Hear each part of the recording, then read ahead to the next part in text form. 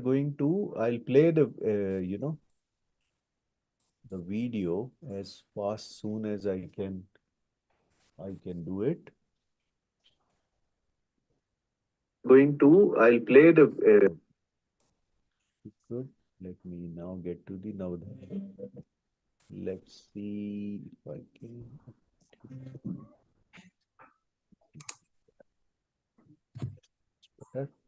You can see it, right, beta? You can see it. Yeah. So, let me play it now. So, Diksha when Bhagwan Adinath went out for their children. Do you know our first Tirthankar Adinath Bhagwan? So, after he took Diksha when Bhagwan Adinath went out for Ahar for the very first time, he did not get Ahar for 6 months. Do you know why? Because at that time, nobody knew the right process of giving Ahar to a sadhu. Some people started offering him gold, silver, etc., while others started to call out Maharaji to come to their house to have food.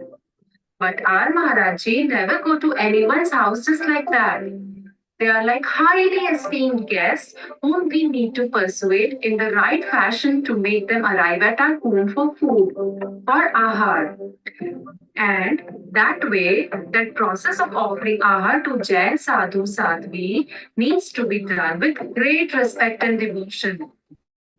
Five ways of showing that respect is called Navada Bhakti.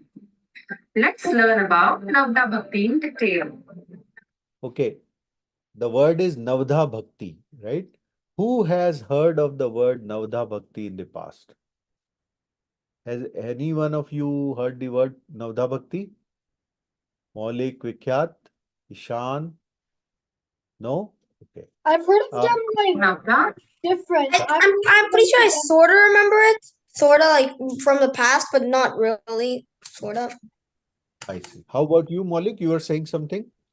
Yeah, I think that I've heard them individually but not together. Acha. But have you ever had the blessing of giving ahar to Muni Maharaj? Any of you? Raise your hand if you have ever given, like I have. Okay. Ishan And has. like I've been to Maharaj. You would. Okay. But have you given the ahar to Maharaj? Oh, How about you, like Samyak? we talked to them, but that no. Okay. How about you, Samyak? No, I don't think we've done. Acha. Okay. So other than I think you and Vikhyat, probably everyone has. So that's a great thing. It's such a great blessing. Wait, one Maulik, second. you want to add? 1 second. Let me. Maulik, you want to add something? Huh? Actually, I think I have. I've given to a heart to Raman Sakarji. Oh, you have. Very nice. Very nice. Yeah. Good to know that. You know what? I also have given me and my kids, my family, we have given ahar to Praman Sagarji Maharaj ji and Virag Sagarji Maharaj ji when in I think 2017 when they were doing their Chaturmas in Udaipur. That's my hometown. So that's a great thing. Good to know that, right? Now, that is where the process of Navdha Bhakti comes into the play, right? When you are doing the Padgahan for a Muni Maharaj of any stature, right? There is a process, there is a protocol to be followed for exhibiting the respect, right? So that's what is called as Navdha Bhakti. है ना? Now, one important thing out there is uh, Navdha Bhakti, there are some things which are common across the different type of members of the Chaturvid Sangh, Arika, Sadhu, Sadhvi, Ellak, or Shullak, and then there are certain things which are different, right? So that's what we have to be, we should be aware of. Now, why is it important? Because see, Muni Maharaj, they live a very arduous path of tap and sanyam, right? So they do not go out and beg for food, right? Although they are dependent on us Shravaks for their food and for their general well-being, but they don't ask for it.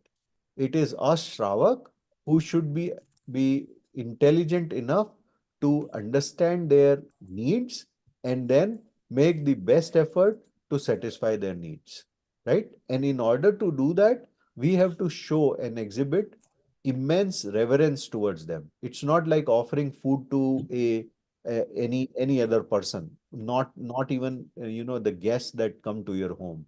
Their stature is way higher than the normal guests that show up at your home, right? So apart from the various practices that we have to follow to ensure that the food is to their uh, as per their their uh, y- stature, as per their uh, rules and regulations, we also have to ensure that we are following this process of Navdha Bhakti to basically invite them to select us uh, for the so that we can give food to them, right?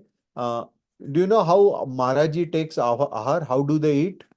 What is the you know what uh,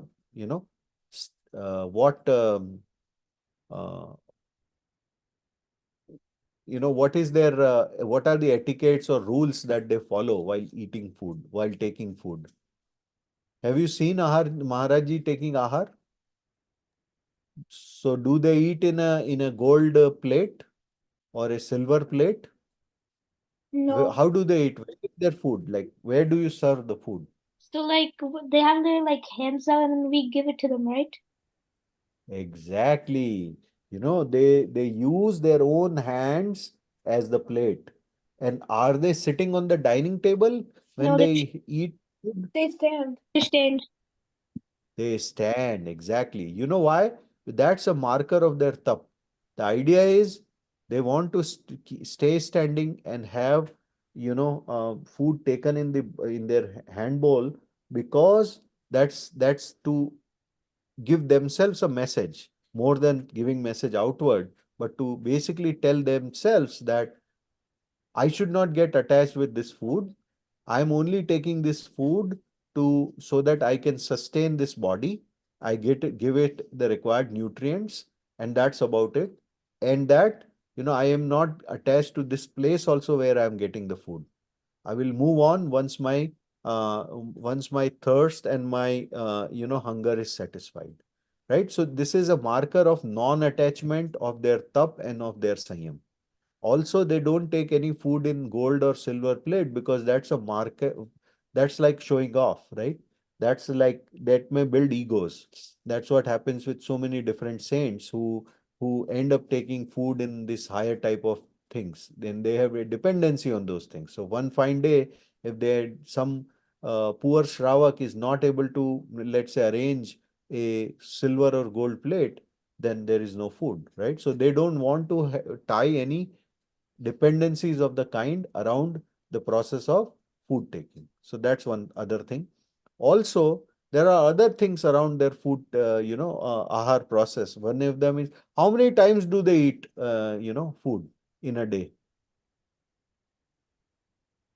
Yes, only one time a day, right? Sometimes And zero. beta? Sometimes zero. Sometimes zero, exactly. Sometime before they decide that okay, you know what, I want to do a tap or I want to do a pratikraman, and uh, I want to not have food, or I today I'm taking a vow that I will not have a food. And other times there happen these unfortunate situations where an antaraya happens, right? So when they are going out for food, if let's say a kid starts crying, or if the two or three people start fighting amongst themselves, or they are about to enter a place for food and they realize there is some dead animal around, or they realize that the food has not been prepared as per the protocol to be followed for the Muni Maharaj. Or at times what happens is they are eating the food and they see a hair in their food. As soon as they see that, they give up food. That day, they will not have any more food. That's done, right? So their tap and their discipline is so strong that we should also get good examples from them. We should gather our learning from it, right? Because it's not easy. You know, uh, how many times have you gone hungry out of choice on a given day? Everyone knows it's super hard, correct? So that's why it is important for everyone to understand the significance of the Ahar Charya of Muni Maharaj. It's very hard, and there is no other culture even in India.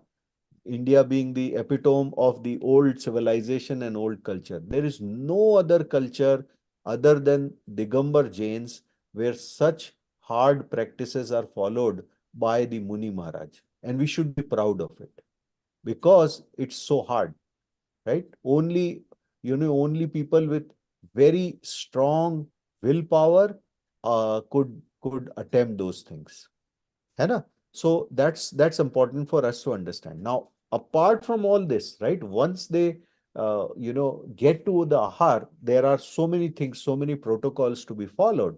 But before that, to even call upon the Maharaj, to even call upon the Arika or to call upon Ellak and Chullak, there are certain processes to be followed.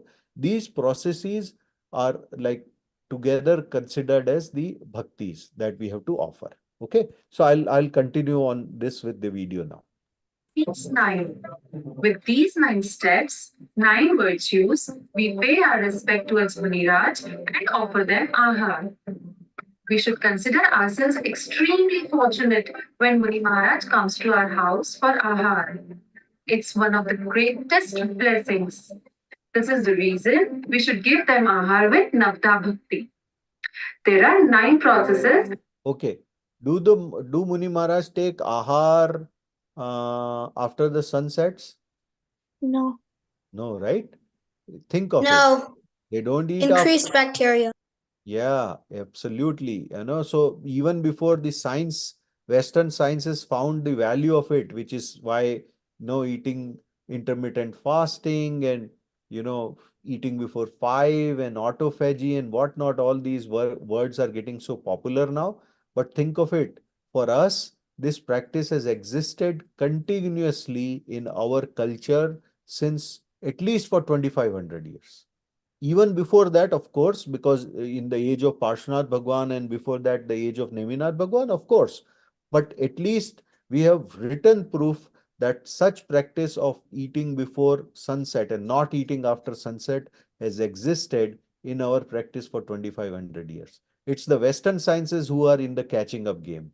It is they who are catching up and finding the value of it more and more.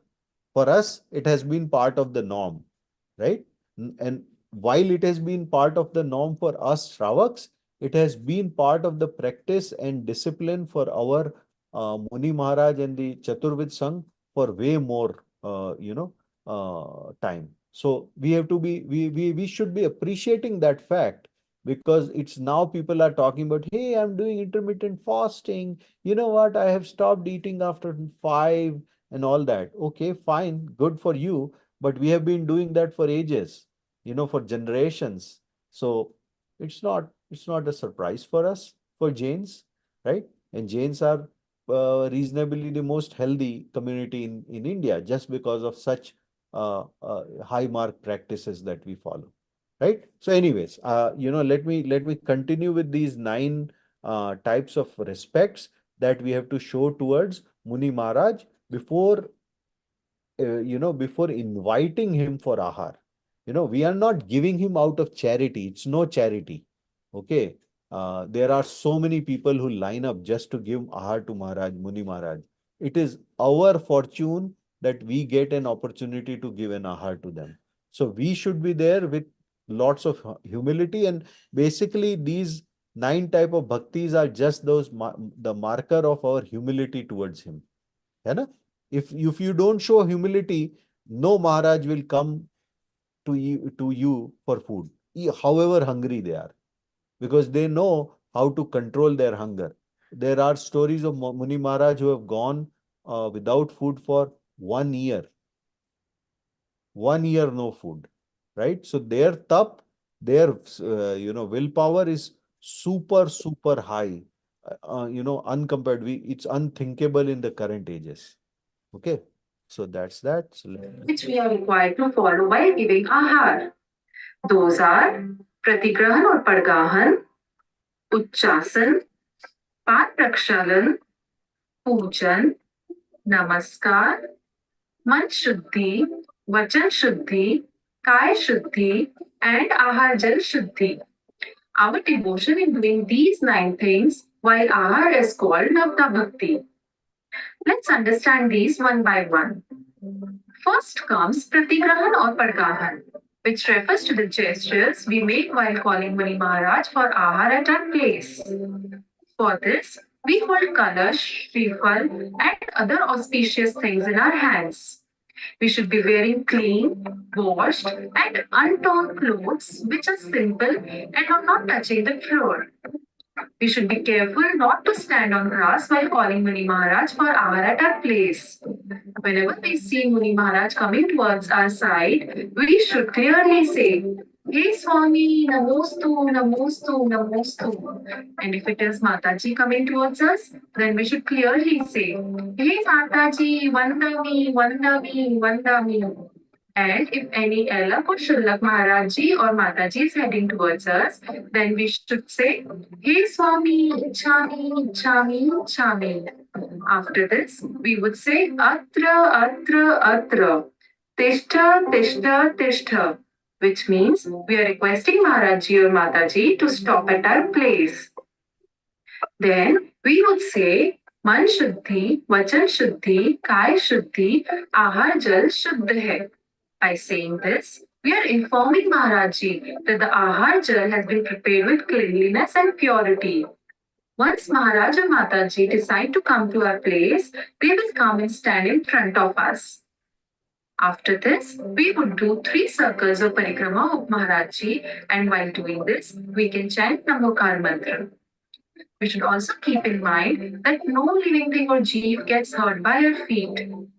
This way, we call our guests with huge respect and request them to enter our place. After this, we request Maharaji to say, okay.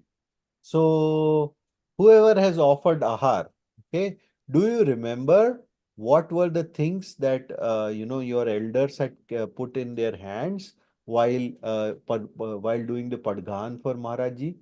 Do you recollect that? What were the things they were had in hand? I can go. Go ahead, beta. So different things. It also depends on महाराज की विधि क्या है. Sure. But usually कलश, पानी वाला कलश, then sometimes fruits as well, sometimes. Yeah. And I So think फल जो. when you gave ahar, what worked for you? Let me ask you that way.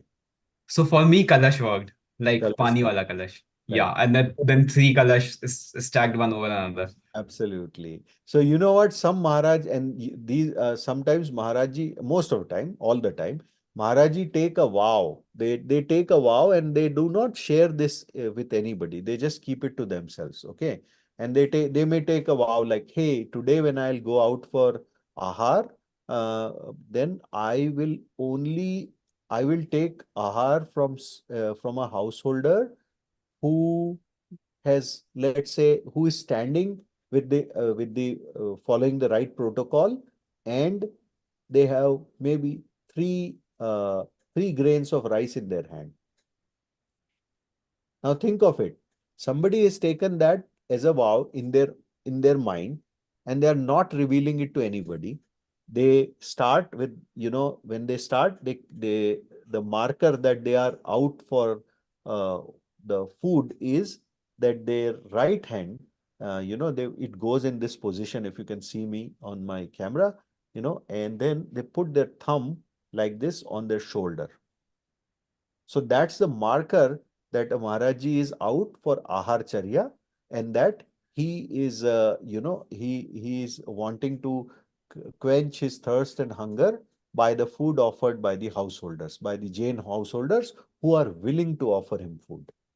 right? So he's not asking, he's not begging. They are not begging. They are not asking for alms. They are not acting like panhandles or anything. That's all what they do, and they just walk peacefully. And when they are in that charya, once after they start this, they do not speak. So you cannot ask them anything. And only thing, even if you ask, the way they will respond back to you would be a very limited nodding and head movements and whatnot. Right? So these are the part type of vidhis that Viral Bhaiya was talking about. And I have heard of these stories where Muni Maharaj takes such weird vows that they become talk of the town. Like somebody's ahar happened because the householder was standing with the full family and everyone had 3 grains of rice in their hand, or all of them were standing with a kalash with a dry coconut on top of it, or several other things. So many stories, more stories are there. But yeah, that's what is interesting about it, right? Sometimes somebody standing with a fresh coconut, like a, what do you call it, green coconut, right? Other time it could be like somebody standing with 3 kalash, or the people are standing as a pair, like husband and wife, or they are standing as a family, husband, wife, and kids. So these are the things that they do, right? So the Padgahan itself is becomes a very competitive process, because when they walk, sometimes they come very close to you, because they may have taken the vow that somebody should have be having 5 grains of rice in their hand, but this other guy is only standing with, let's say, 3, right? So they come closer and see, oh, there are only 3, and they walk away. And this guy gets a clue. Oh, you know what? I think I'm very close. Let me put 5 grains of rice and try. So he will again make that arrangement, go try to come in front of Maharaj try to say, do the Padghan with the Vidhi, that atra, tist, and so and so. So it becomes a spectacle wherever ahar is happening, wherever the choka is the kitchen. It's a special kitchen that's arranged for Maharaji, so that Shuddhi ka khana can be offered, pure food can be offered. Now, that's not a requirement, provided your kitchen itself is the Shuddhi ka kitchen. Over a period of time, what has happened is people have started going relaxing on the Shuddhika Khana itself. That's why these special kitchens are arranged. Otherwise, if all Jains, all of us are already eating the food, which is Shuddhika food, there is no need, there is no requirement by Muni Maharaj that a separate kitchen or a choka should be set up for him, right? Provided that we are following, we don't have, nobody eats potatoes in our house, nobody eats onions, garlics, it has never come in the kitchen. All the masalas and everything is, 3 days, at max 3 days old. Grains are not more than 15 days old or 10 days old, and things of that nature. So all those things have to come together in the kitchen to even prepare food for Maharaji and go from there. So anyway, so let's now go to Uchasan. Uchasan means nothing, but important thing is when a sadhu comes in, they should be offered a higher pedestal, right? Like that's a mark of respect in all Indian cultures, which is when we are want to show our respect to somebody who's elder to us, or who is revered to us, who is who we respect and worship, we offer them a higher ground, right? Because the thought in Indian culture is that all the fluids flow from an higher gradient to a lower gradient. It's law of thermodynamics, it's law of fluid dynamics. That's what it is, right? Water, heat, and your what do you call it? Uh, Water and heat primarily, and then they all flow from higher gradient to a lower gradient. So same philosophy is applicable even to knowledge. It always flows when you exhibit humility, right? If when you exhibit humility, you are showing yourself as is a little bit lower than the person from whom you are expecting the knowledge. And that's what we do with Muni Maharaj, because we expect their blessings, in bhav and in dravya. Not dravya, but definitely in bhav, right? So that's what we do. So anyways, let me keep going. On a heightened stool or pata, which is called as Uchasan. After this comes Pathshala.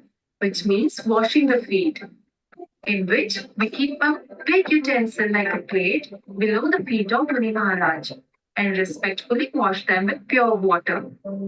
This water is then used as Kandodak Payas by applying it on our forehead. Then comes Okay. So what kind of shoes do Muni Maharaj wear?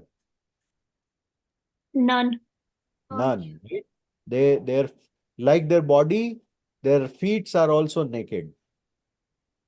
They don't wear anything. So they don't use any vehicles. They always walk on foot from one place to another. You know, this time when all the Muni Sangh is gathering in Kundalpur, there are Muni Maharaj and Arika Mataji who have walked for more than 1300 kilometers to reach uh, Kundalpur in time. So that's what their tap is about. There are so many vehicles available in India, and there are people who are dying to offer, those vehicles to Muni Maharaj because of their reverence to them. But irrespective, that's their protocol. They go Digambar and then they walk barefoot, right? So, in spite of all that, as a mark of respect, like in any all other Indian cultures, we do Pad Prakshalan. Pad Prakshalan is a composite Sanskrit word. Pad means 4 feet, and Prakshalan means ablution or washing, right? So there is no other culture where Pad Prakshalan is even practiced except in our culture. And think of it, right? Muni Maharaj is walking barefoot. So when he walks in, for his Shuddhi, his Pad Prakshalan is done by the Shravaks, so that when he is taking the ahar, he is not suffering from any ailments. And we can do our best to basically to to to basically uh, make him most comfortable, right? So although he's not expecting that, but if we as we do it, that brings great vibes to us, great karma to us, right? So that's Pad Prakshalan. After Pad Prakshalan comes Pujan, right? So first thing is we do the Padgan, which involves the circumambulation around Muni Maharaj with the right vidhi and right things in the hand and with the right words on your lips, right? Then comes the Uchasan. We make them comfortable by offering them a pata. We cannot offer them the best sofa that you have in house because they will not sit on sofas. They only sit on a wooden plank at max. Most of the time, they sit on ground. But in certain situations, if they have to sit and if a Shravak is offering them Uchasan, the mark of that Uchasan is not the best of the sofas and everything, but rather a patta. Patta is like a wooden plank. So it's again not the most comfortable thing, right? But that's what they use. Go ahead, Maulik. What's your question? I was just wondering then, where do Maharaji sleep? Great question. Where do Maharaji sleep? What do you think? Where do they sleep? On the best of the mattress, like what are those memory foams? Definitely not that. How about the one, those memory foams which kind of can be adjusted based on weather, like cold and hot and everything? Are those what they Not a use? memory phone at all. Yes, what they use is again, it depends on Maharaji's tap, but as per our Agam scriptures and the Charitra church, that they have to follow, Maharajis either sleep on bare ground or on what is that called? जो चारा होता है ना, hay जो होता है ना, Or to sleep on hay. like grass. What is that grass? Dry grass. It's a type of grass. Mulch. Mulch, but dry mulch. Not even, yeah, kind of. I may be missing the right word, Ishan, but close. It could be mulch, right? But that kind of, so it's kind of a natural thing, a dry natural thing, or a patta, which could be a wooden board, right? So no mattress, no quilt, no sheet of cloth, nothing, no pillow, But it's nothing. outside too. Like, do you have to sleep outside, not inside a home? Beta, they so here is the thing. Usually they in the olden times, Muni Maharaj ji used to sleep in the caves. They used to only could only live in these caves or outside of cities. In the modern times, we are talking about dharamshalas, or there is a like place created or not created but arranged for them by the Shravaks. But most of the time, these are rooms with no amenities, no fan, no, nothing. Light is okay for some Muni Maharaj. Others even don't even want to be around lights, right? So those are the things. But yes, it could be a room in a temple, dharamshala or something. But again, irrespective of the type of room, they don't use the fans, they don't use the beds and anything. Everything has to be moved out of their room. Make sense? Okay, so let's continue with this topic. So then comes the pujan, right? So pujan, okay. Should we do puja of Acharya and Muni? Is it okay in Jain tradition to do puja of a living person in Acharya or Muni? Is that allowed? What do you think, Maulik? Wait, what do you mean by like raise a living person? Should we offer argya and do puja of a living person, a Digambar monk? We should. Why? Why? I'll tell you. Are they one of the Panch Parmeshtis? Yeah. They are, right?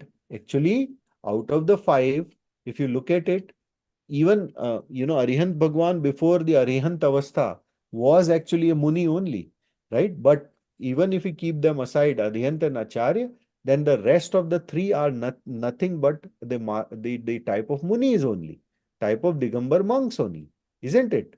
Acharya, they are all Digambar monks. Upadhyayas, they are all again Digambar monks. And log ke sab sadhus are nothing but Digambar monks, right? So in our Namokar month, we are showing our respect for the five. Out of the five, the three are names of Muni Maharaj only, right? So our Namokar mantra is one that we recite every time for any puja, right? And in that we worship Muni Maharaj. That's why it's completely allowed. It's perfectly fine to offer pujan, to do a pujan for a living Muni Maharaj, provided that Muni Maharaj is very austere and they are followers of the Jain, system, 100%. Makes sense? So it's completely allowed. It was a trick question, Samyak. Okay? You got the answer? Right? And that's what is being done as part of the Navdha Bhakti also. There is a pujan after Pad Prakshalan. The puja is performed with Ashtadravya. Same Ashtadravya that we used in Mandir Ki Thali. Right? Remember, we did a video on it. The Ashtadravya, Jal, Chandan, Akshat, Pushp, Nevedhya, Dhoop, and then your Phal, and then Arghya, which is all things together. Right? Same things are put in the puja. You see that in the picture, that this family of Shravak is offering a puja, exactly like how we do it in the temple. Same set of two thalis. In which one thali you have all type of argya, and in other thali we do the offering, right? And look at Maharajji's position. How is his hand? I told you, right? He put his hand like this, and he keep his hand like that till he is ready to take the ahar in his hands. Okay, so let me continue with this video. In which we do puja of Muni Maharaj with Ashtadravya, in which we praise Muni Maharaj and their qualities. Next comes Namaskar, in which all the people present there for giving ahar to Muni Maharaj join their hands and do Namaskar to the Muni Maharaj by saying Namostu. To Mataji, Vandami is said, while to Alak, Shunak, and Shulika, Ichami is said for doing Namaskar. Then we tell Muni Maharaj that our conscience or man is pure, carrying no pride, jealousy, or any other bad feelings. Our vachan or words are completely pure and without any bad language in it. Then comes the Shuddhi or cleanliness of our body, wherein we say that ahar has been prepared keeping in mind the cleanliness of our body and clothes. Ahar is completely hygienic and prepared with utmost care and purity, and we have followed all the rules required in its preparations. Water is pure and its source is either from wells or rainwater. With this, we would request Maharaji to leave his mudra and take ahar from our hands in his hand or anjali. This way, we show our respect and request Maharaji with which he leaves the mudra and creates Anjali using his palms to take ahar. As Muni Maharaj is our guest, we are required to politely request him to take ahar at our place. This way, Muni Maharaj starts taking ahar. We have to be very attentive and cautious that the ahar should not carry any jeev like ant, flies, etc.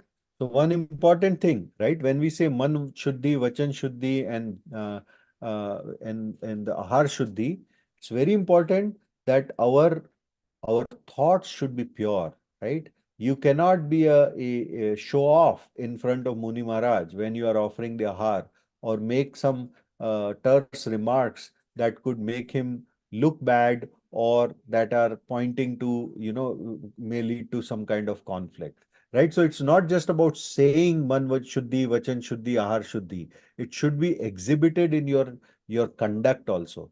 So if you are going there and doing to become too chatty, right? And start chat, and all bragging about yourself and what you have done in the past and what not, you know what? You may lose his interest. He may actually give up the food, taking food from you, right? And that's not good at all, right? So man vachan kai shuddhi and ahar jal shuddhi are just said, but I think more important for us to understand is that we should have them in our thoughts, and it should be in our in our words and in our conduct, right? So those are the things we have to be very mindful of. There are stories where somebody is called upon, and they are able to get to the right vidhi also, to get Maharaji's blessings, to get him to come to their house for food. But then they start doing some acts of which are like acts of ego display, and some Maharajis get offended about it, and they just move out of the house, right? So those things also happen. So one has to be very humble in their character, in their conduct, to even call upon Maharaji. One other thing that I wanted to say is, right, when we say Muni Maharaj, one thing we should always look for is, are they followers of the 28 Mool Gun or not? 28 Mool Guns, right? So as per our Agam, there is a system of Mool Gun or Charitra which has been prescribed for Shravaks as well as Sadhus. For Shravaks, there are 8 Mool Guns. I think we did a video on that in the past. But for Muni, it is much more stringent, and it includes 28 Mool Guns, various Mool Guns, which includes surprisingly even not taking a bath. They don't take bath. They only, they don't use any soap per se. They only use the dry ash to which is a disinfectant for cleaning up their hand after nihar, after using toilets. So Why? I thought like hygiene was one of the top things in there. that's what you Like, think, Vikyat. Your idea of hygiene is very much inspired by the readings of Western books. But the idea of hygiene for Muni Maharaj is not just limited to the external hygiene, but also the internal hygiene, right? So when you use water for bathing, it causes violence, because the Jalkai Jeev have not just Jalkai Jeev is a Jeev, but also it supports microorganisms. And Muni Maharaji's goes to that extent of following the Ahimsa Mahavrat, that for them, taking a bath also is a no, right? They don't even brush their teeth. They use their fingers, and then maybe some Ayurvedic substance during their process of ahar. Not like first thing in the morning, they put water and do a kulla. They never do that. Only when they come for ahar, they do the dant dhovan. Otherwise, they don't even use any kind of toothpaste and brushes. So there are many such things. It's for another day, another reading. But I just wanted to call these things up out, that for them, ahimsa, the Panch Mahavrats are the stringency of the five Mahavrats is way much higher than the Shravaks, right? And that's what they follow. So, anyways, let's keep going. Place. This way should not carry any jeev like ant, flies, etc., or any strand of hair which may cause antray or obstacle for Muni Maharaj and prevent him from consuming any food. We should take care that Muni Maharaj is given ahar as per his health. It should be made sure that there is no crowd at the place of ahar and Muni Maharaj takes ahar very peacefully. Okay, do you know why it's considered as a very good karma to give ahar to Maharaj or Mataji? Let me give you an example. You know our 16th Tirthankar Shantinath Bhagwan, right? So before he became Bhagwan, 12 births before he was born as King Shripendra. That time he gave ahar to a Muni Maharaj with Navda Bhakti, along with his wife Satyabhama. The ahar given by King Shripendra was highly commended and appreciated. This way, Shantinath Bhagwan gave ahar and earned good karma to be born as a human again. And later, he became Bhagwan Shantinath. The same way, Bhagwan Adinath was given ahar by King Shreyansh and his queen. This ahar given by the king and queen got popular even in the heaven. Even Desh from Devlok appreciated the king and queen for their act of giving ahar. If a person is unable to give ahar, then he or she should at least have anumodana or appreciate the one who is giving ahar. You can join your hands and at least imagine that you are giving ahar to Muni Maharaj. The ahar is going on without any obstacle, that is in Nirantaraya manner. We earn good karma even by imagining and thinking of giving ahar to Muni Maharaj. This way, all of you should give ahar to Muni Maharaj by learning its process. Jai Jinendra! So in our culture, there are four dans, right? There are four type of donations which are considered as the right donations. There is should not be any confusion on them, right? One is the ahar dan, which is giving dan bhojan to the Muni Maharaj and Chaturvid Sangh, right? There is Aushadhi dan, that is, doing donations for their Aushadhi, that is for their medicines of a certain type of Ayurvedic type, right? So that's second. Abhaydan is giving somebody forgiveness. That's that dan. Ahar, Aushadhi, Abhay, and what's the fourth one? Ahar, Aushadhi. Giving them to the temple? नहीं बेटा Shastra दान, sorry, Shastra दान. Shastra दान is giving money towards books that are used by Muni Maharaj. These are considered as the best type of dan. If you are doing ahar dan, it's way better than even giving money to a temple that way, right? However, giving money for construction of a temple is a very noble cause. You should aspire to have that kind of money, that you should be able to give that kind of dan. It's definitely there. But the best type of dan, the most what's the word? Uttam dan bolte hain usko. Uttam means the best dance. Best dan is these four, right? Shasdan, Abhaydan, Ahardan, and Aushadhi dan. So think of it, giving, being the blessing of giving ahar to Muni Maharaj once is so powerful. It gets you such great karma, right? So people should be mindful of that for sure. Okay. You know what? I think we ran over time today, so we will end the session today at this point. Sorry, Gauravji, I need to make one announcement if you are done. Yeah. Please go ahead, Manu.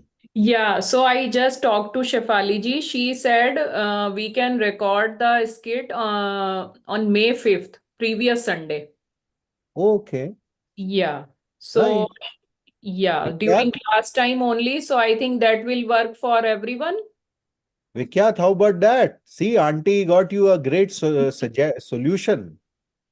Oh, I'm going. Yay! Yay, yeah. So she Yeah. said everyone has to participate. It's, year-end program. So no excuse. Everyone has to participate. Everyone must participate. So we are making an exception just for this class. No one, otherwise it's a live program, but we are Absolutely. making an exception. So we will record it on Zoom only on May 5th. Yeah, that's So, great. Thank you for that, Anumodna, for that, and Manuji, thank you for making this happen. no, So that's how about this? Like, next class, we'll start preparing. Now, I may have a constraint next class, Manuji, because next day time is Mahavir Jayanti, and I won't be able to take class because I have to obviously be at the temple and Yeah, that's fine. I will be there. okay, Yeah. okay, So great. yeah, we have programmed at our temple too, but I think yeah, I will make it. No problem. So yeah, so if yeah, I need a favor. So if everyone can write, their number in the chat box so that I can, send the dialogue. So then you can start preparing for that. So could you please share your mom's number or your parents' number here? Should I send mine? No, Yeah, no, your mom number for Aviral only, his number makes for sense. others, and mom's number, so that Good. I can discuss your dress code and all other things as well. Yeah, that's great. That's great. Okay, so Maulik, you got your answer, right? Share your mom's or parents' number, right? That way. And then most important thing, fill that form. Okay, guys. At least take care of it and put it on the site today itself if you could do that. Yeah, because you will get some gift, so don't lose that. All right, so I got Aviral number, Vikhyat number, Maulik and Samyak. Great. Yeah. Yeah. So Okay. yeah. So March 3rd, oh no, no, April. So it's April going on, right? So April April 21st. 28th will be final rehearsal, and then May 5th is the recording day. Yeah. One other thing, before I end the session, Manuji, you may want to take a snapshot of the screenshot of the phone numbers, right? I did, yeah. Okay, perfect. Yeah, I did that. Yeah. So Okay, yeah. Anything so else, Manuji, you want to add? No, so Monday or Tuesday, I will send your dialogues. So yeah, just start preparing and yeah, that's it. So it's very simple. Actually, we made it very simple. No need to, stress out. It's in English and very simple dialogues, like farmer or villager or saint. So very simple English. Yep. No, Yep. nothing complicated. You will understand it and you already know the skit. So Gaurav uncle like explained it twice very nicely. So yeah, that's it. Jai Jinen. Thank you, Gaurav ji. Yeah. Yes. Yeah, thank you for that, Manuji. So yeah, so kids, if we don't have any questions, let's do the Jinwani Stuti and we'll end today's session, okay? जावाणी के ज्ञान से सूझे लोकालो तो वाणी मस्तक धरूं सदा देहूं धोख हे जिनवाणी भारती माँ तो है जपू जिन दिन रैन जो तेरी शरणा गए सो पावे सुख चैन उत्तम क्षमा बच्चों जय Om Jinendra Shama Jajnand. and looking forward to उत्तम see क्षमा you in बच्चों। class. Okay, Jajnand. Jai Jinen beta. I may not be Jajnan, there, but thank you. please do join. Okay. Jajnand. Yeah. Jai Jinendra. Thank you.